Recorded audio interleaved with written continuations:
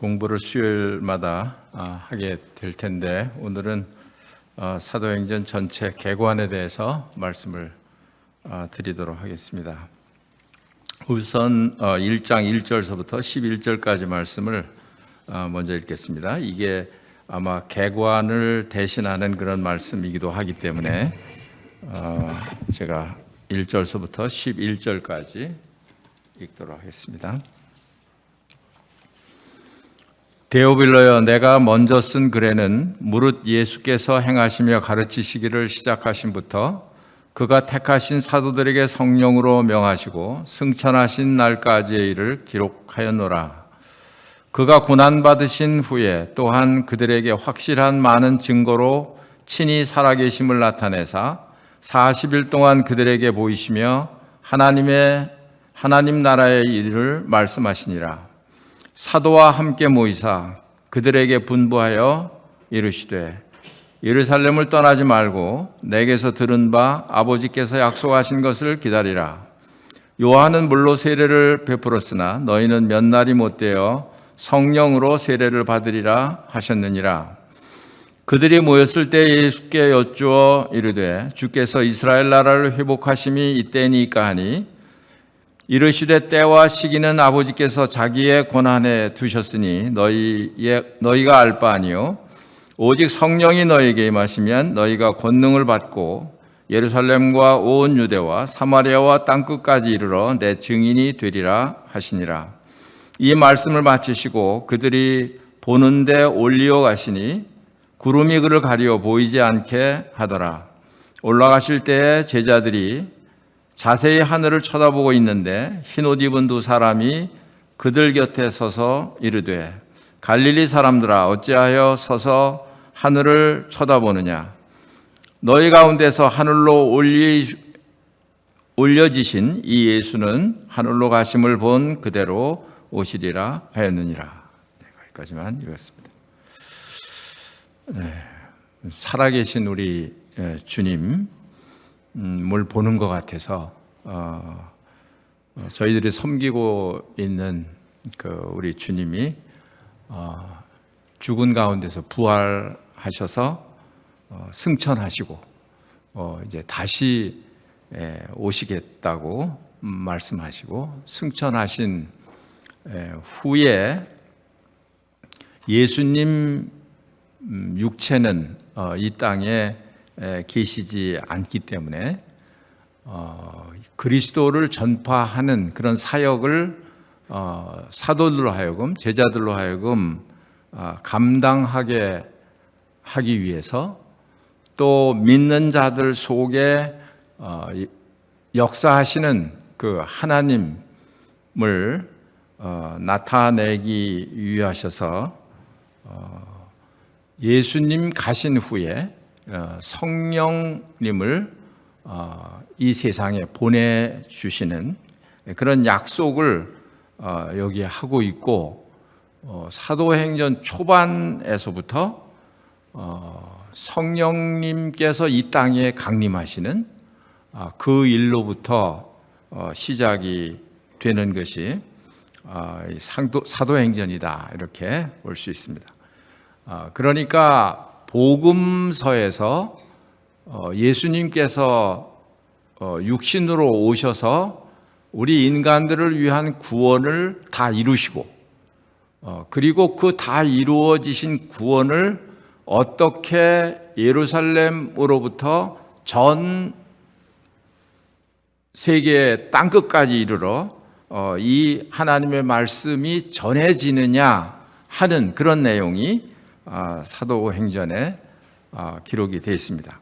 이게 매우 역동적이고 이 사도행전을 읽다 보면 놀랍다는 생각도 들고 또 지금 현재와 비교할 때 너무 이렇게 갭이 느껴지는 그런 사도행전 책이라고 우리가 볼 수 있는데 그래도 하나님의 그 역사, 그 하나님의 그런 역사의 그런 수준은 낮출 수가 없는 거잖아요. 우리의 상태가 나쁘다고 하더라도 그 하나님의 교회는 이런 것이다 하는 것을 우리에게 보여주는 것이기 때문에 그 표본을 우리에게 보여주시는 것이기 때문에 우리가 매우 이 말씀을 공부할 때 유익한 그런 말씀이다라고 생각을 합니다. 우리는 형편이 없어도 하나님은 거룩하신 분이죠. 그러니까 하나님의 그 거룩하신 그 거룩을 우리에게 맞출 수는 없는 거잖아요. 그러니까 하나님의 거룩하신 그 거룩은 그렇게 있는 것이죠. 우리가 거기에 맞춰줘야 되는 거죠. 도저히 맞춰줄 수가 없으니까 그리스도의 하신 일을 통해서 우리들로 하여금 하나님의 그 완전한 거룩에 우리가 이르도록 완전한 하나님의 거룩에 일치가 되도록 그렇게 하신 일이 예수 그리스도께서 세상에 오셔서 하신 그런 일이시죠. 그런 것처럼 이 사도행전에서 우리에게 보여지는 이런 교회의 모습은 그런 모습이다 하는 것을 우리가 기억할 수가 있습니다. 이 사도행전은 그 복음서와 서신서 중간에 이렇게 가교 역할을 하는 그런 책이다 그렇게 말할 수 있습니다. 이 사도행전은 누가 기록을 했습니까? 누가가 기록을 했습니다. 또 사도행전 말고 의사 누가죠. 이 누가는 의사이고 또 성경의 저자 가운데서 유일한 이방인입니다. 이 누가가 또 기록한 책이 있는데 그 책은 어떤 책인가요? 그것도 누가. 그 누가복음입니다. 누가복음, 사도행전 이렇게 그 누가가 기록을 했습니다. 이 사도행전이나 누가복음이나 또 복음서도 마찬가지고 저자 자신을 이렇게 언급하지는 않았어요. 그래서 사실상은 정확하게 저자를 그 성경책 속에 이렇게 담지는 않고 있습니다. 그러나 여러 가지 그 표현이라든지 또 용어라든지 아니면 여러 가지 그런 정황이라든지 이런 것을 살펴보았을 때 또는 그 사도들의 그 제자들 그 밑에 사람들을 교부라고 하잖아요.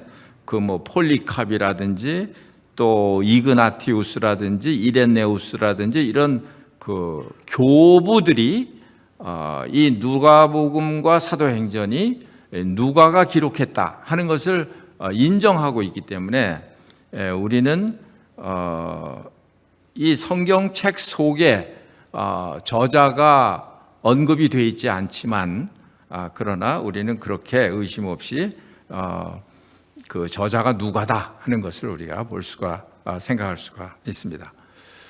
복음서 다른 복음서도 마찬가지예요. 그 복음서에 저자가 기록이 되어 있지 않습니다. 그래서 여러 가지 상황으로 추정을 해서 마태복음은 마가가 기록을 했고 마가복음은 마가가 기록을 했고 요한복음은 요한이 기록을 했고 이렇게 우리가 알 수 있게 되는 것입니다. 신약 성경 가운데서는 히브리서 또 요한 1, 2, 3서 여기에도 저자가 기록이 되어 있지 않지만 그 외의 성경에는 다 저자가 누구인 것을 그 책 속에서 밝히고 있습니다. 그래서 어떻게 보면 자신이 이 책 속에 드러나지 않았다고 하는 것은 그만큼 자신을 가리고 자신을 숨기고 더 그리스도를 드러내기 위한 그런 그 마음, 그런 목적도 있는 것 같습니다. 이 말씀은 데오빌로라는 사람에게 보내는 그런 편지였습니다.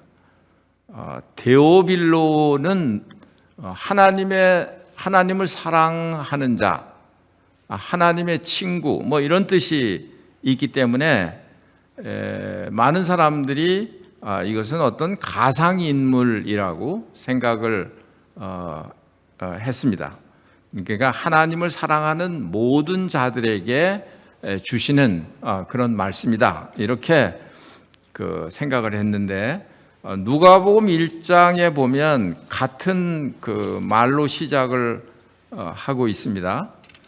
누가복음 1장 1절서부터 보면 우리 중에 이루어진 사실에 대하여 처음부터 목격자와 말씀의 일꾼된 자들이 전하여 준 그대로 내력을 저술하려고 붓을 든 사람이 많은지라. 그 모든 일을 근원부터 자세히 미루어 살핀 나도 데오빌로 각하에게 차례대로 써보내는 것이 좋은 줄 알았노니 이는 각하가 알고 있는 바를 더 확실하게 하려 함이로라. 여기 데오빌로 각하라고 표현이 되어 있는 것을 보면 그냥 가상인물은 아니고 데오빌로 각하라는 어떤 그 인물에게 보내는 그런 말씀이다, 이렇게 우리가 보는 게 더 합당하다고 생각을 합니다. 아마 이 데오빌로는 그때 로마의 고관이었지 않았나, 이렇게 이제 보고 있고, 그럼 왜 그 데오빌로 각하에게 이렇게 개인적인 그 말씀처럼 이렇게 썼느냐? 아마도 그때 당시에 그 풍습과 관계가 있는 것 같습니다. 그때는 어떤 글을 이렇게 쓰면 그 어떤 높은 그런 고관들에게 이 글을 헌정을 해서 그 가치를 높이는 그런 풍습이 있었다고 합니다. 그래서 아마 이 데오빌로 각하에게 이 누가복음과 또 사도행전을 이렇게 쓰게 된 동기가 그렇지 않나 하는 생각을 합니다. 여하튼 이 데오빌로는 믿는 크리스찬이었던 것 같고, 그리고 아마 알고 있는데 확실히 알고 있지 못한 것들이 많이 있었던 것 같아요.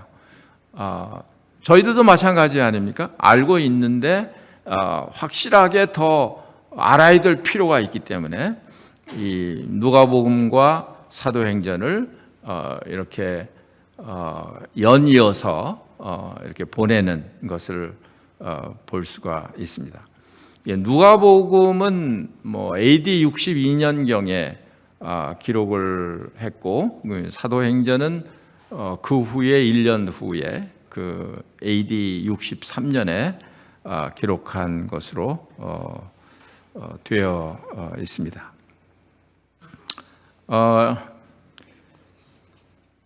누가복음과 그 사도행전을 좀 비교해 가면서 서론적인 그런 말씀을, 객관적인 말씀을 좀 드리도록 하겠습니다.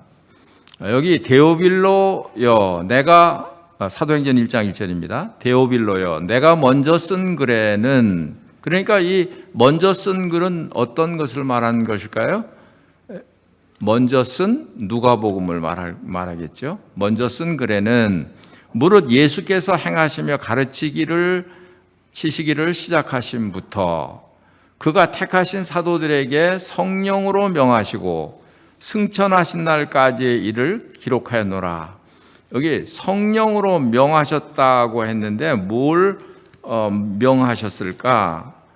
아마 제가 살펴본 바로는 누가복음 마지막 장에 있는 그런 말씀을 지금 의미하는 게 아닌가, 그런 생각을 합니다.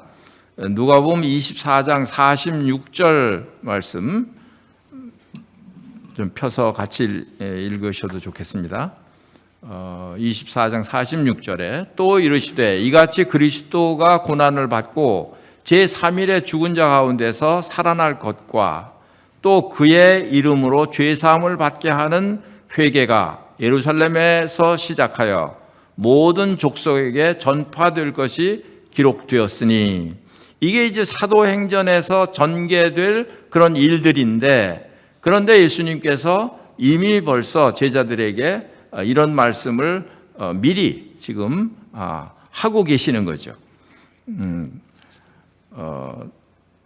그리고 또 약속하신 그런 성령을 보내주시는 것, 그것도 여기에 기록이 되어 있습니다. 49절에 볼지어다 내가 내 아버지께서 약속하신 것을 너에게 보내리니 너희는 위로부터 능력을 입혀질 때까지 이 성에 머물라 하시니라.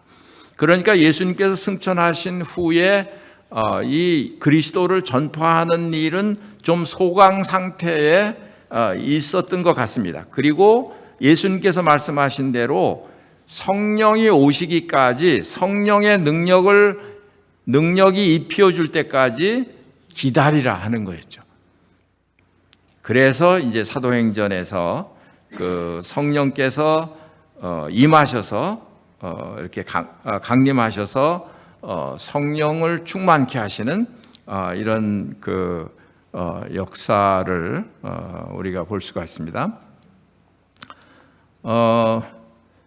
2절에 보면 그가 택하신 사도들에게 성령으로 명하시고 승천하신 날까지의 일을 기록하였노라. 이건 어디에 기록한 거예요? 누가복음에 이렇게 기록이 되어 있는 거예요. 3절에 그가 고난 받으신 후에 또한 그들에게 확실한 많은 증거로 친히 살아계심을 나타내사 40일 동안 그들에게 보이시며 하나님 나라의 일을 말씀하시니라. 이 사도들이나 복음 전하는 자들이, 사도행전에 나타나 있는 자들이 전하는 그런 메시지는 뭐냐 하면 예수 그리스도께서 주가 되시는 것, 또 예수 그리스도는 유대인들이 죽였지만 그러나 다시 살아나셨다는 거, 그래서 모든 사람의 그 생명의 주가 되시는 그런 분이시다 하는 것이 그 메시지의 주된 내용이에요. 왜냐하면 그것만이 사람들에게 생명을 주고 영생을 주는 그런 구원을 주는 그런 말씀이기 때문에 그렇죠. 4절에 보시면 사도와 함께 모이사 그들에게 분부하여 이르시되 예루살렘을 떠나지 말고 내게 들은 바 아버지께서 약속하신 것을 기다리라. 요한은 물로 세례를 베풀었으나 너희는 몇 날이 못되어 성령으로 침례를 받으리라 하셨느니라. 그러니까 누가복음은 세례 요한의 침례로부터 시작을 하는데 사도행전은 성령의 침례로부터 사도행전은 시작하는 것을 우리가 보게 됩니다. 6절에 보면 그들이 모였을 때 예수께 여쭈어 이르되 주께서 이스라엘 나라를 회복하심이 이때니까. 그래서 그 누가복음 2장 25절에 보면 시므온이라는 사람이 그 위로자를 기다리는 그 말씀이 기록이 되어 있습니다. 왜냐하면 이스라엘은 지금 로마의 속국으로 아주 그 황폐해진 그런 상태에 있는 그런 상황이기 때문에 온 이스라엘 사람들이 다 괴롭고 힘든 그런 날을 보내고 있는 그런 때인데, 그런데 구약시대 때에 이스라엘에게 대한 메시아를 약속을 하신 거죠. 그래서 이 이스라엘을 회복하는 그런 날을 기다리고 있는 거죠. 그게 이제 그 복음서에서 이스라엘이 메시아를 기다리고 있는 그런 모습인데, 그런데 지금 사도행전에 와서는 뭘 기다리나요? 예수님께서 약속하신 그 성령님을 사람들이 이제 기다리고 있는 그런 상황입니다.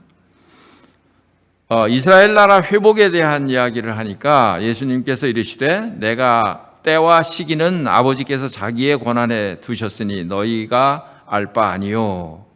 사실은 그 복음서는 대부분 유대인을 대상으로 해서 유대인이 그 활동 무대라고 볼 수가 있습니다.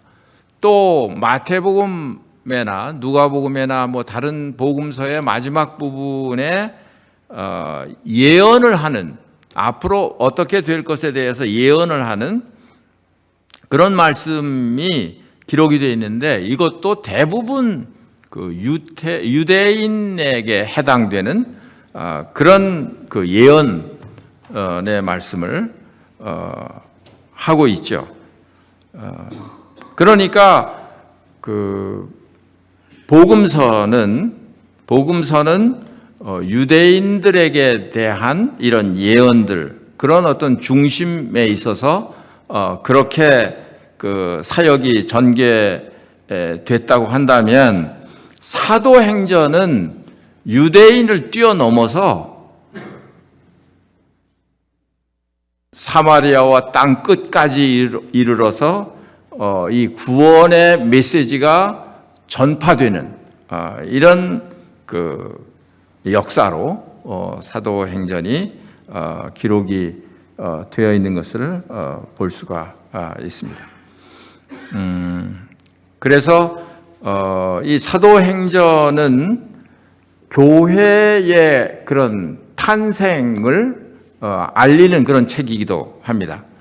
복음서에서는 육신으로 오신 예수님의 탄생에 대해서 기록을 하고 있습니다만, 사도행전은 교회의 탄생, 교회의 시작에 대해서 사도행전에서는 말씀을 하고 있습니다.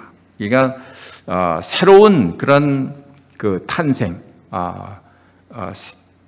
과거에 없었던 그런 하나님의 그런 교회의 탄생을 사도행전에서 말씀을 해주고 있습니다. 이것은 이제 성령의 강림과 관계가 있습니다. 성령이 강림하심으로써 비로소 교회가 탄생을 하게 된 것입니다. 교회가 탄생을 하게 된 것도 그냥 이렇게 탄생을 한 게 아니라, 마태복음 16장인가요? 보면 예수님께서 미리 그것도 말씀을 하신 거예요. 내가 이 반석 위에 내 교회를 세우리니, 미래의 교회를 세우겠다, 이렇게 말씀을 하셨죠. 그대로 성령께서 강림하시고 이 사도행전에서 하나님의 교회가 탄생이 되는 이런 모습을 보게 됩니다. 그러면 이제 대충 그런 그 내용을 한번 쭉 살펴보면서 교훈을 받도록 하겠습니다. 1장에서부터 7장까지는 예루살렘에서의 구원의 역사가 기록이 되어 있습니다.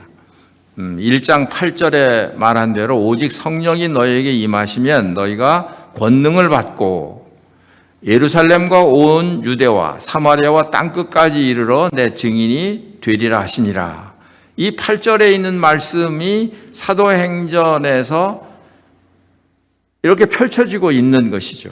물론 땅끝까지 복음이 전해진 건 아니에요. 아시아 지방과 유럽에까지만 여기 기록이 되어 있습니다만은, 그러니까 사도행전의 그 역사는 지금도 끝나지 않고 계속해서 진행되고 있다, 이렇게 말할 수 있습니다. 근데 1장에서부터 7장까지는 여기 8절에서 약속하신 대로 예루살렘에서의 구원의 역사, 예루살렘 교회에 대해서 말씀을 하고 있는데, 여기에는 주로 사도 베드로가 나타나고 있습니다. 또 요한도 나타나고 있고요. 또 집사 중에서는 스데반 집사가 여기 또 등장을 하고 있습니다. 1장에서는 이제 제자들, 예수님께서 말씀하신 대로 제자들과 11명의 제자들이 여기 나타나 있고, 가룟 유다는 예수님을 판 그런 가룟 유다는 자결을 하고 말았죠. 그래서 그 가룟 유다 대신에 마띠아를 선택을 해서 이제 12제자에 이렇게 포함이 되어 있고, 그 다음에 여자들, 또 예수의 어머니 마리아, 또 예수의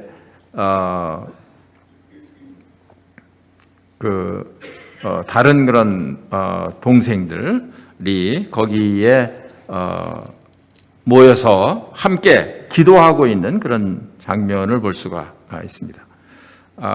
원래는 그 유대인들은 그 여자들은 수에 이렇게 그 포함이 안 되는 그런 그 유전을 가지고 있는데, 성령께서 임하셔서 성령을 받는 그런 이 상황에서 여기에는 제자들과 또 여자들이 다 모여서 차별이 없이 이렇게 성령을 기다리는 이런 그 모습을 보게 됩니다. 2장에 가서는 드디어 이제 오순절 때 성령이 강림하시는 그런 장면이 나타나고 있습니다.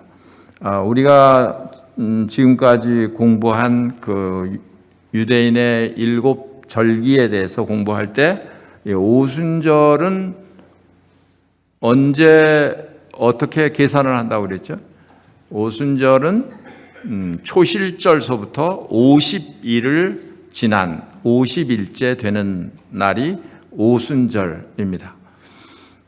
예수님께서 부활하신 다음에 세상에 며칠을 계셨나요? 40일을 계셨어요. 그리고 승천하셨습니다. 그리고 성령께서 강림하실 때가 승천하시고 열흘 후에 오순절 날이에요. 그러니까 오순절 날이 차니까 약속하신 그런 성령이 임하시게 되는데, 성령은 눈에 보이지 않는 거죠. 영이시니까. 그러니까 아마 이때 이 성령이 내리는 것에 대해서 사람들에게 이것이 어떻게 보여지는 이런 아주 시각적이고 초자연적인 이런 모습으로 성령이 강림하시는 것을 우리가 보게 되는데, 거기 2장 2절에 보면 호련히 하늘로부터 급하고 강한 바람 같은 소리가 있어 그들이 앉은 온 집에 가득하며 마치 불이 혀처럼 갈라지는 것들이 그들에게 보여 각 사람 위에 하나씩 임하여 있더니 그들이 다 성령의 충만함을 받고 성령이 말하게 하심을 따라 다른 언어들로 말하기를 시작하니라. 그러니까 이 다른 언어, 다른 말로 하면 방언이잖아요. 이런 방언도 성령이 임하시게 되는 그때에 이제 나타나는 그런 현상이었습니다.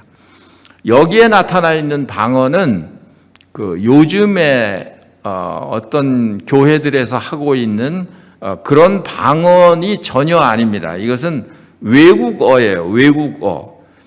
그래서 여기 보니까 전 각국에 흩어져 있던 사람들이 예루살렘에 지금 다 모여 있잖아요. 여기에 바데인, 메데인, 엘람인, 메소포타미아, 유대와 갑바도기아, 본도와 아시아, 부르기아와 밤밀리아, 애굽과 미 구레네에 가까운 리비아 여러 지방에 사는 사람들이 이제 로마로부터 예루살렘에 올라와 있는 것이죠. 그런데 이 제자들이 외국어를 하는 거예요. 배운 적이 없는데 그것도 각국 말로 하는 거예요. 그러니까 각국에서 온 사람들이 자기 나라 말로 알아듣는 거예요. 그게 방언입니다. 여기 처음에 성령께서 강림하실 때의 방언이에요. 이런 나타났던, 이때 성령이 강림하실 때 나타났던 그런 현상입니다. 근데 이런 현상들이 그럼 성령을 받을 때마다 이런 현상들이 나타나느냐? 그런 건 아니죠. 성령을 받을 때마다 막 강한 바람 같은 소리가 나고 불의 혀처럼 갈라지고 이런 게 보여지고 이런 것이 아니잖아요. 그런데 이제 잘못 생각하는 이런 사람들은 사도행전에 나타나 있는 여러 가지 그런 나타나 있는 그런 모습들을 현 시대에도 현실에서도 그것을 기대하는 거예요. 그것을 이렇게 실현하려고 하는 것이에요. 거기에서 많은 문제들이 발생을 한다고 생각을 합니다. 그래서 말씀을 이렇게 잘 올바르게 잘 분별하는 것이 필요한데 이제 이 뒤에 가서 조금 더 자세하게 말씀을 드리도록 그렇게 하겠습니다. 여기 이제 2장에서는 성령께서 강림을 하시는 그런 장면이 나옵니다. 이게 베드로가 일어나서 요엘서를 인용을 하면서 사람들에게 설교하는 그런 모습이 기록이 되어 있습니다. 2장 2절에서부터 4절까지 아까 말씀을 드렸고 4절부터 보면 그들이 다 성령의 충만함을 받고 성령이 말하게 하심을 따라 다른 언어들로 말하기를 시작하니라. 그러니까 이때는 지금 현재 그런 상황보다는 굉장히 우리가 잘 이해하기 어려운 그런 이제 상황들이 벌어지고 있는 것만은 틀림이 없는 그런 사실입니다. 그리고 이제 3장에 넘어오게 되면 이 성령을 받은 사도들 또 제자들이 권능을 받아요. 권능을. 그래서 병자를 고치기도 하고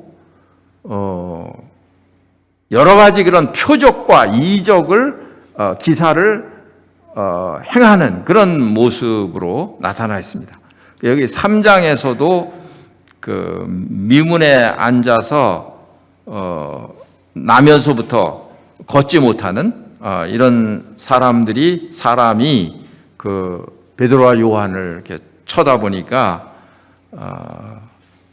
베드로와 요한이 은과 금은 내게 없거니와 나사렛 예수의 이름으로 명하노니 걸으라. 그래서 이 안진뱅이가 일어나는 그런 이적, 그런 표적을 행하게 되는 그런 모습을 우리가 보게 됩니다.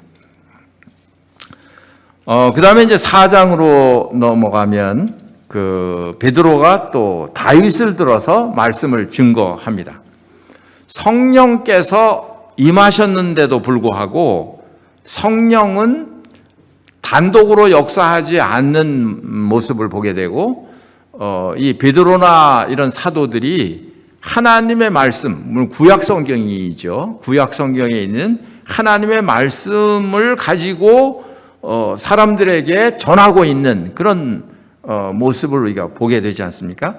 그러니까 성령은 진리를 증거하시는 거고 성령님은 진리 가운데로 우리를 인도하시는 거고 성령님은 진리와 함께 역사하시는 분이시고 말씀을 떠나서는 일하시지 않는 그런 분이기 때문에 이 사도들이 하나님의 말씀을 여전히 하나님의 말씀을 이렇게 말하고 있는 그런 것을 보게 되는 것입니다.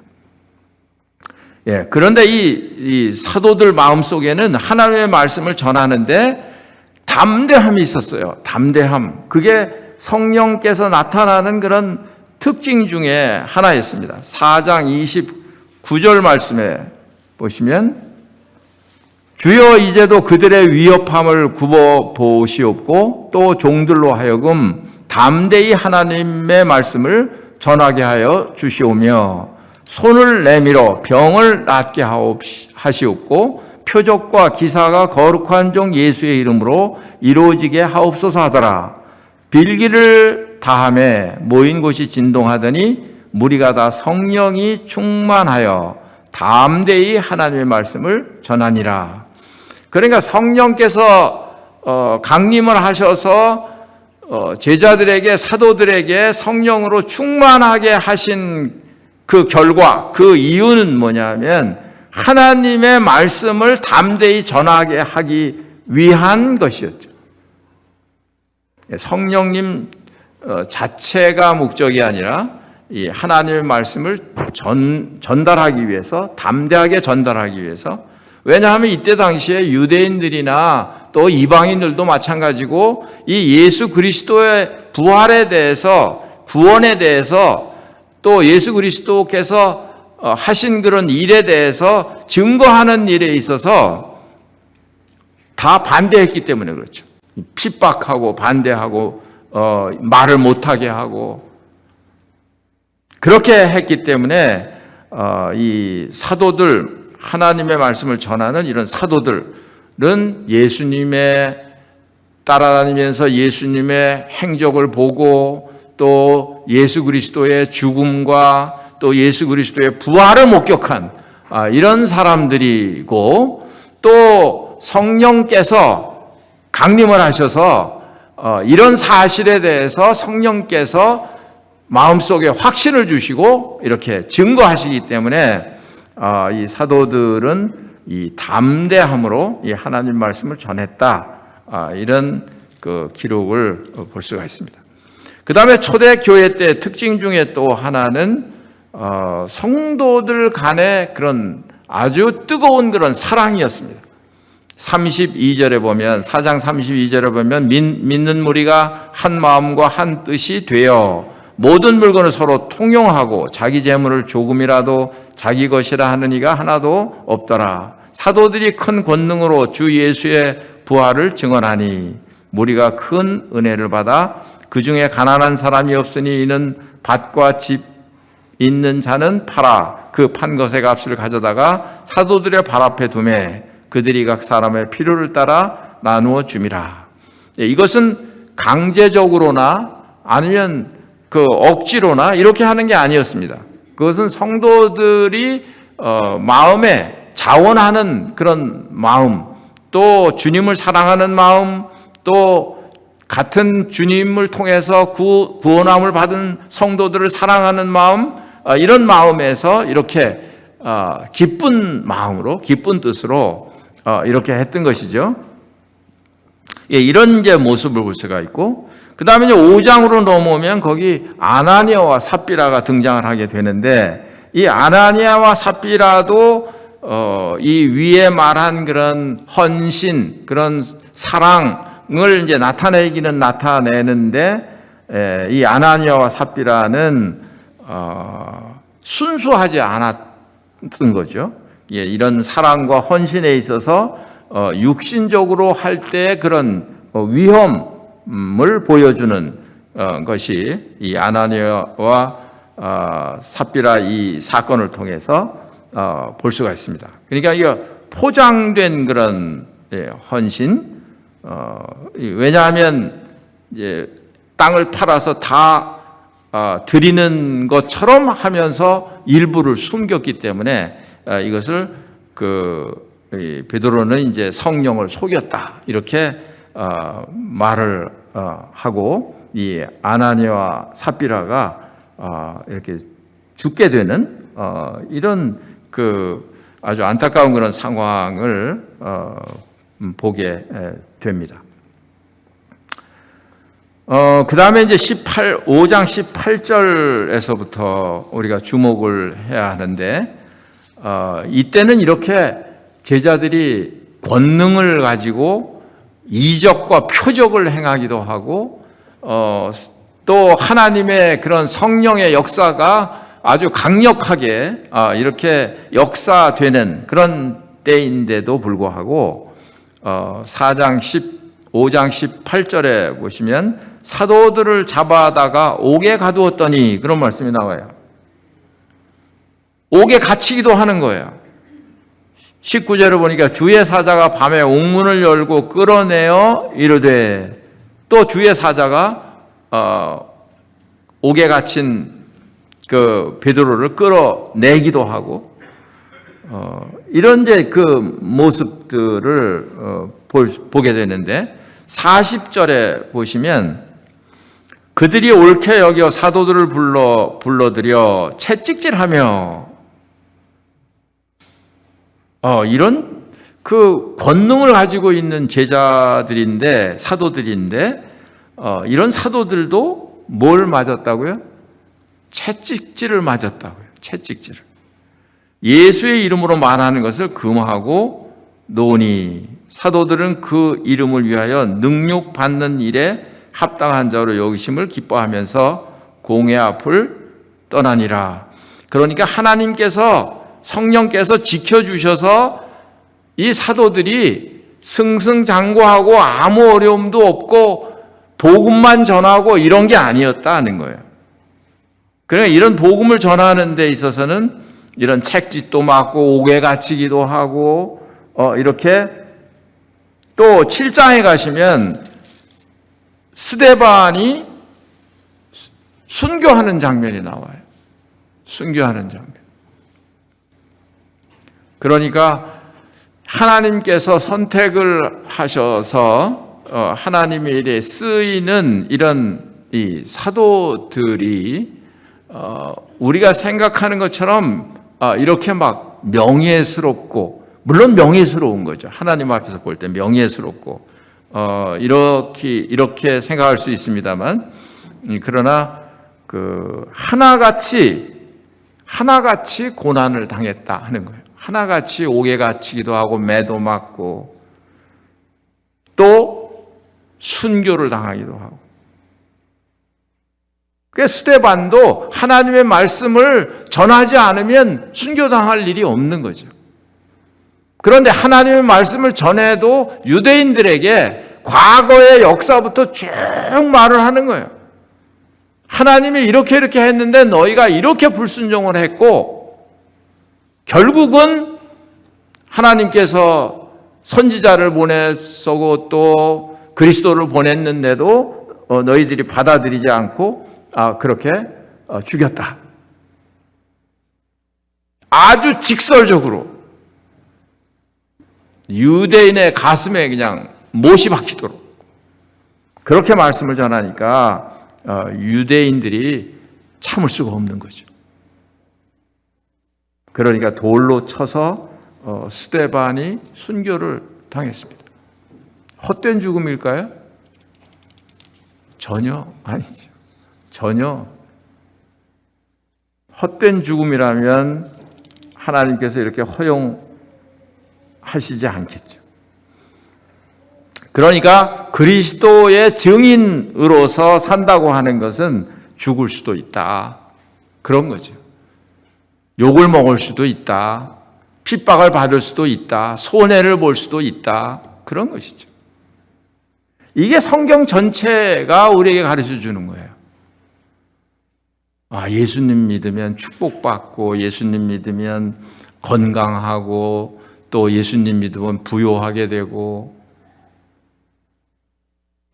이것을 이제 최근에는 이것을 번영신학이라고 합니다. 번영신학. 이 번영신학은 성경에로부터 나온 게 아니에요. 물론 그리스도를 믿으면 하나님 안에서 살기 때문에 쓸데없는 것을 하지 않게 되고, 그렇죠? 그러니까 건강도 예를 들어서요, 믿지 않는 사람들이 술 먹고 담배 피우고 뭐 이렇게 자기 몸을 이렇게 하면 뭐 건강도 나빠지는 건 사실이잖아요. 그런데 그리스도인들은 그렇지 않잖아요.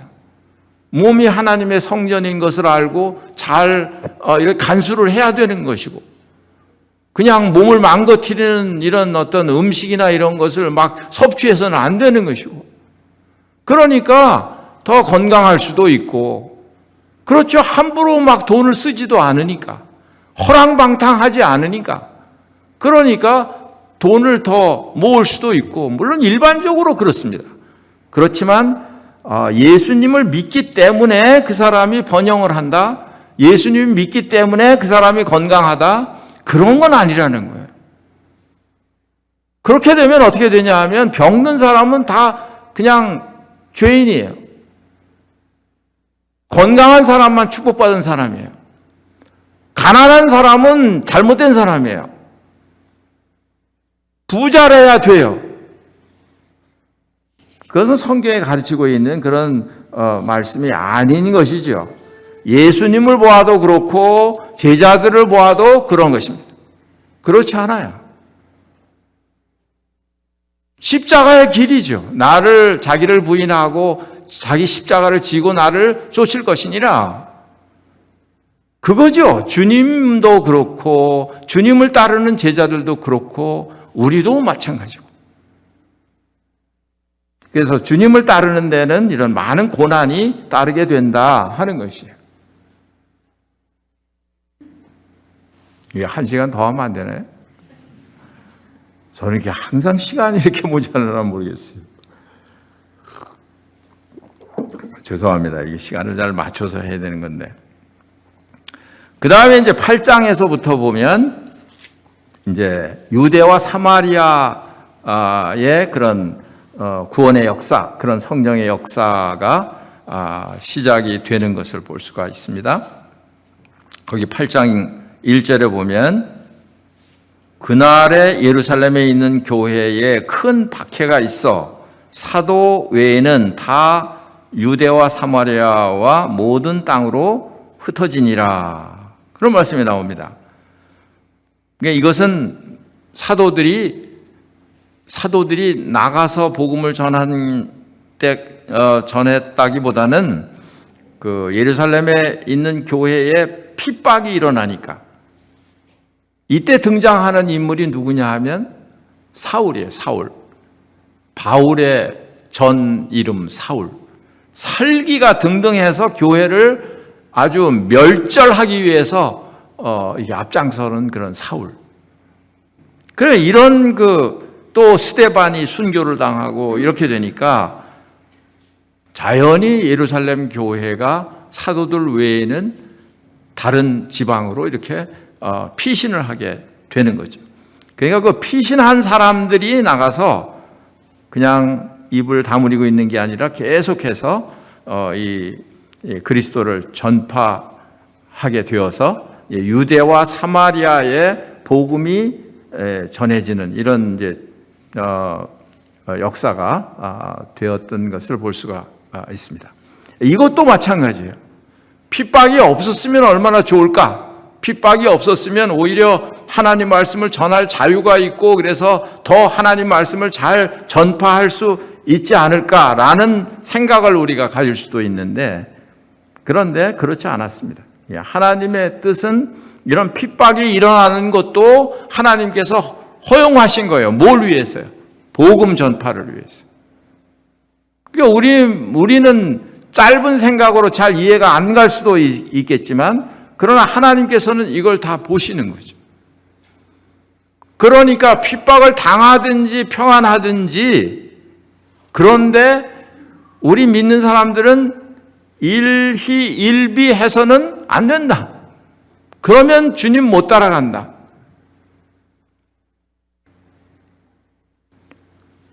억울한 일을 당하든지 어떤 핍박이 오든지 그렇지 않든지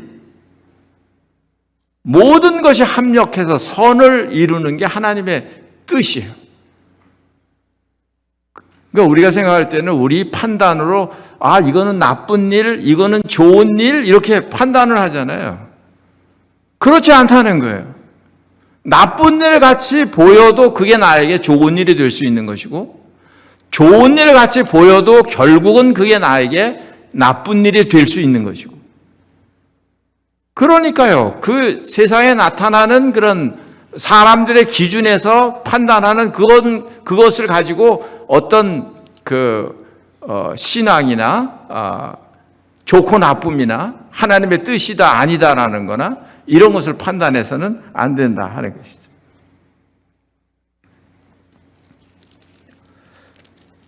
그 다음에 이제 10장에 가면 비로소 이방인들에 대한 이 복음 전파가 시작이 되고 있습니다. 이제 고넬료 군대 백부장이라고 하는 이 고넬료를 통해서 이게 고넬료가 이제 이 복음을 받아들이고 그리스도를 믿음으로 해서 이방인들에게 본격적으로 이렇게 복음이 전해지는 것을 보게 됩니다. 그 전에는 대개 다 유대인들에게 복음을 전했어요. 유대인들에게만 복음을 전했다, 이런 말씀도 기록이 되어 있습니다. 그러니까 예루살렘에서의 그런 역사는 유대인들에게 복음을 전하는 그런 그 상황이었습니다. 그런데 이제 8장 이후로 넘어오면서 이제 10장부터는 이것이 이방인들에게까지. 그래서 이 예수 그리스도는 하나님의 선민인 유대인뿐만이 아니라 모든 민족에게 복음을 구원을 주시는 그런 하나님의 은혜, 그것이 잘 나타나 있는 것이 사도 행전이라고 볼 수가 있습니다. 그래서 우리들에게까지도 이렇게 구원의 복음을 우리가 전달받게 된 것이죠. 그 다음에 12장에 가면 또 안타깝게도 순교하는 그런 장면이 나옵니다. 요한의 형제 야고보가 칼로 배임을 받아서 순교를 당하는 그런 장면이 나옵니다.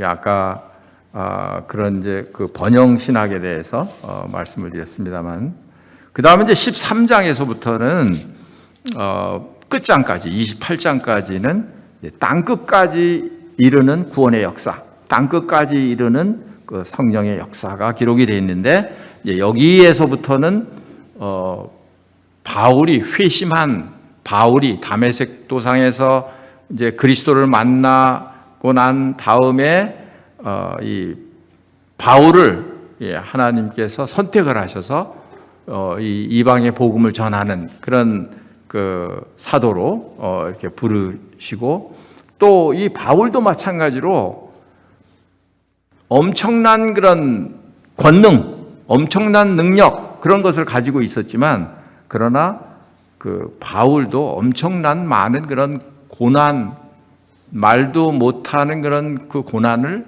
많이 받은 그런 사도 바울이라고 볼 수가 있습니다. 그래서 13장에서 이제 안디옥 교회에서 기도하는 가운데 바울과 바나바를 따로 세우도록 해서 1차, 2차, 3차, 그 다음에 옥에 갇히기도 하고, 그 다음에 바울이 로마 전도 여행까지 이렇게 그 사도행전이 이제 맞춰지게 됩니다.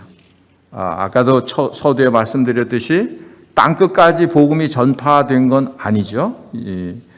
그렇기 때문에 계속해서 사도행전 28장 이후로 계속해서 아직 지금까지도 계속해서 이런 그 사도행전이 계속되고 있다 하는 걸 우리가 생각할 수가 있습니다.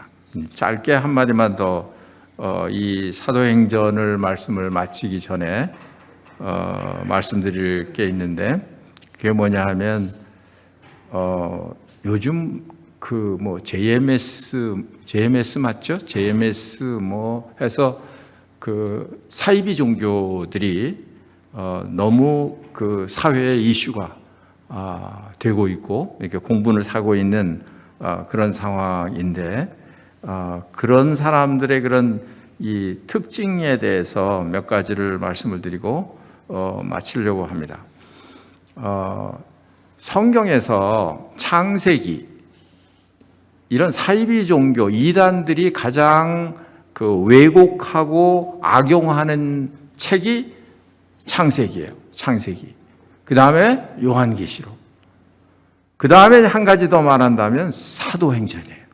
왜냐하면 사도행전에 그런 성령의 역사, 표적과 기사, 또 교회의 그런 상태, 아까 읽어드린 그런 교회의 상태, 이런 상태들이 기록이 되어 있는데, 그것을 이렇게 막 왜곡을 하는 거예요. 그래서 이단들 치고 집단 생활 안 하는 이단들이 별로 없어요. 다 집단 생활을 하게 해요. 초대교회 때 그런 모습이 있어서 아마 그걸 본따서 그렇게 하는 것 같아요. 그러니까 믿는 모든 사람들이 다 함께 있었다. 그런 기록을 볼 수가 있고, 또 물건을 서로 통용했다. 그런 말씀도 볼 수가 있고, 그러니까 이단들 특징이 그거예요. 한 장소에 다 같이 함께 모이는 거예요. 그런 특징이 있습니다. 그리고 표적과 기사도 나타난대요. 나는 신이다. 이거 한 번씩 꼭 보시면 좋을 것 같아요. 유익이 되실 것 같아요. 나는 신이다. 저는 한 번 보기 시작을 해가지고 그걸 끊을 수가 없어서 그냥 밤새 그걸 그냥 다 보았는데, 제가 받은 교훈이 참 많아요. 인간이 이런 거구나. 이렇게 속는 거구나. 이런 걸 이제 배우게, 철저하게 이렇게 배우게 되는 그런 계기가 되었습니다. 또 이제 이 지금 사도행전에 나타나 있는 사도, 선지자 뭐 이런 그 사람들이 나타나 있는데, 이런 사람들이 쓰는 그런 용어 중에 그런 용어를 쓰는 거예요. 이 초대교회 때에 그 있었던 그런 사람들의 그런 용어. 그래야 그 사람이 더 이렇게 높이 이런 뭐라 그래, 신분이 더 높이 이렇게 보여지기 때문에 사도라든지 선지자라든지 이렇게 써요. 가만히 살펴보시면 사도, 내가 사도다, 선지자다 하는 건 다 적그리스도예요. 다 그 이단들이에요. 사이비 종교예요. 사이비 종교에서 그렇게 쓰고 있습니다. 또 뭐 선생님 뭐 이런 말씀도, 이것이 쇠뇌를 시켜가지고 나중에는 어디까지 가느냐 하면 내가 신이다까지 가는 거예요. 그래서 내가 주님인 거예요. 그러니까 실제로 거기에 쇠뇌가 된 사람은 그 사람이 주님인 줄 알아요. 그렇게 되면 좋고 나쁜 것을 구분할 수 있는 판단력이 없어집니다. 그래서 그 주님이 하시는 모든 것은 다 옳은 거예요. 무슨 뜻인지 아시겠습니까? 그게 아주 위험한 거예요. 뭐 좀 여러 가지 설명을 많이 드려야 되는데, 근데 마지막 때가 되면 마지막에 사람의 미혹을 받지 않도록 주의하라고 마태복음에서도 24장에서도 이렇게 말씀을 하고 있습니다. 많은 사람이 내 이름으로 와서 나는 그리스도라 하여 많은 사람을 미혹하리라 그랬습니다. 웬 젊은 사람들이 이렇게 많아요? 지성이 있다고 하는 젊은 사람들이 거기에 이렇게 미혹이 돼서 이제 속는 것을 보면 참 이해가 안 되는 것이죠.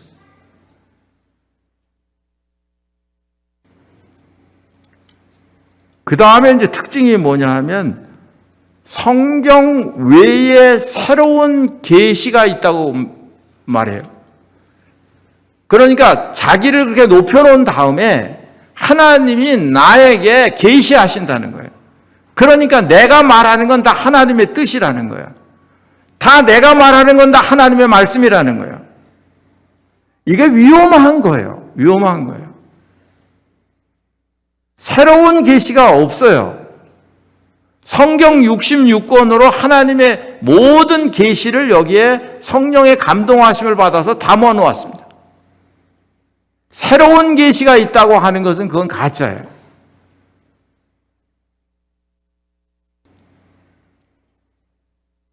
그래서 고린도 13장에도 그 예언도 폐하고 방언도 그치고 지식도 폐하리라 그랬잖아요. 온전한 것이 올 때에는 부분적으로 하던 것이 폐하리라. 이 성경을 기록할 이 당시만 해도 성경이 온전하게 이루어지지 않은 그런 때였죠.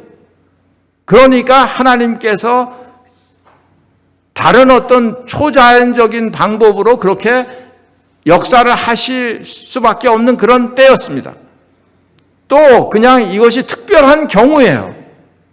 이단들의 특징이 뭐냐 하면 이런 특별한 경우를 일반적인 경우에 다 이렇게 적용을 하기 때문에 그런 그 특징을 가지고 있어요.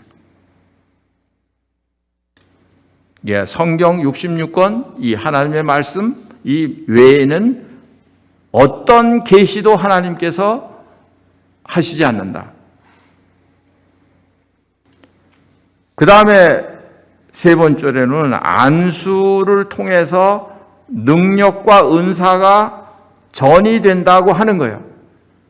그러니까 여기 안수를 했더니 성령을 받았다, 안수를 하니까 병이 고쳤다, 이게 사도행전에 그런 모습들이 나오니까요. 그러니까 그걸 이제 본 따서 안수를 하는 거예요. 그래서 어떤 능력, 은사가 임하기도 하고 능력이 임하기도 하고 그렇게 전이가 된다 하는 거예요. 그런데 모든 은사, 모든 능력, 또 성령님의 임재, 이것은 사람의 손을 통해서 전달이 되는 게 아니에요. 그런 기록이, 그런 성경은 전혀 없습니다. 하나님께서 각각 사람들에게 성령이 임하는 것도 하나님께서 내려주시는 것이고, 또 은사를 주시는 것도 하나님께서 자기의 뜻을 따라서 각 사람에게 나누어 주시는 것이고, 그게 성경 전체의 가르침이에요. 한두 군데 오해를 할 만한 것이 있습니다만은 그거 딱 집어가지고 그렇게 하는 거죠.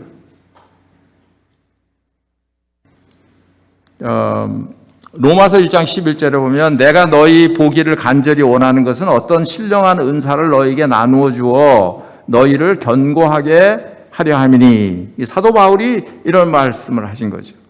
그러니까 사도 바울이 은사를 나누어 주는 거구나, 이렇게 이해를 하는 거예요.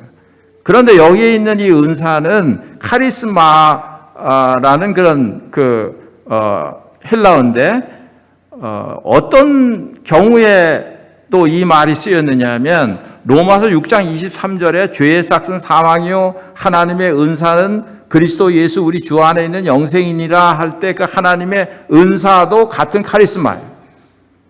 그럼 이 하나님의 은사는 우리가 말하는 예언의 은사, 병 고치는 은사, 이런 걸 말하는 건가요? 아닙니다. 이건 그냥 선물이라는 뜻이에요. 은혜라는 뜻이에요.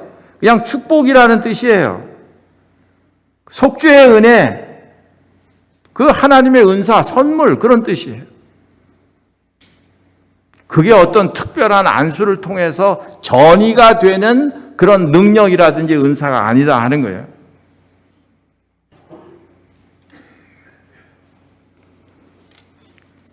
사도행전 2장 38절에는 너희가 회개하여 각각 예수 그리스도의 이름으로 세례를 받고 죄사함을 받으라. 그리하면 성령을 선물로 받으리니. 그렇게 말했죠. 또 아까 말씀드린 그런 베드로가 고넬료를 만나서 말씀을 전하니까 말씀 듣는 모든 사람에게 성령이 임했다, 이렇게 기록을 하고 있습니다. 그러니까 하나님의 말씀을 받아들일 때 성령이 임하는 거예요.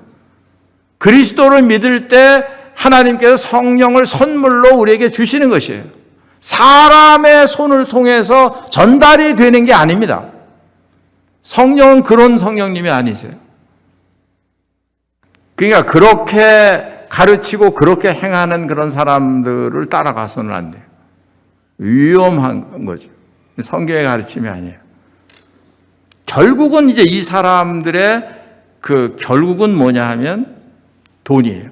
이단, 사이비 종교, 이런 사람들의 맨 끝은 돈이에요. 그리고 이성적인 그런 섹스, 이런 거예요. 그런 것으로 종결이 돼요. 왜냐하면 하나님을 떠난 것이기 때문에, 우상을 따라가는 것이기 때문에 그런 것입니다. 그러니까 이 사도행전에 나타나 있는 이런 역사를 오해하지 않았으면 좋겠어요. 우리 성도님들, 형제자매님들이 잘 분별을 하고, 너무 지금은 어지러운 그런 세상이고 그런 사람을 미혹하는 이런 가르침들이 너무 횡행하는 그런 세대입니다. 그래서 사도행전을 앞으로 공부를 해 나가시면서 이렇게 잘 아주 자세하게 이렇게 잘 공부를 하시면 좋을 것 같습니다. 기도하겠습니다. 아버지 하나님 감사합니다. 성령님을 주시고 또 저희들에게 말씀을 주시고 또 사도들을 본받게 하셔서 하나님의 놀라운 역사를 보게 되어서 감사를 드립니다. 아버지 하나님, 저희도 사도행전에 나타나 있는 그런 성령의 역사, 또 하나님 말씀의 역사, 또 사도들의 그런 행적을 통해서 잘 분별하고 주님을 따라갈 수 있도록 인도해 주시옵소서. 주 예수 그리스도의 이름으로 기도합니다. 아멘. 좀 늦어서 죄송합니다.